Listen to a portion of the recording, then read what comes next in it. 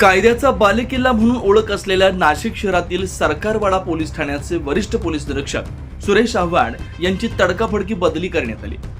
त्यांच्या जागेवर पोलीस निरीक्षक प्रवीण चव्हाण यांची नियुक्ती करण्यात आली। सुरेश आव्हाड यांची रमजान बंदोबस्तासाठी भद्रकाली पोलीस ठाण्यात बदली करण्यात आली। आव्हाड यांच्या बदलीचं कारण अद्याप गुलदस्त्यात आहे। एकीकडे पोलीस ठाण्याच्या हद्दीतच वाढलेल्या गुन्हेगारीवर नियंत्रण ठेवण्यास आव्हाड यांना अपयश येत असल्याने ही बदली करण्यात आली असल्याची चर्चा शहरभरात सुरू आहे। तर दुसरीकडे सराईत गुन्हेगार हर्षवर्धन पाटणकर हा बेथल नगर इथं वारंवार येत असल्याचं दाखल गुन्ह्यातून समोर आलंय। हद्दीतील गुन्हेगारांवर प्रतिबंधित कारवाई थंडावल्यानं आव्हाड यांच्या कार्यपद्धतीवर नाराजी व्यक्त केली जात होती। त्यामुळे आव्हाड यांची अचानक बदली का करण्यात आली हे अद्याप अस्पष्ट आहे।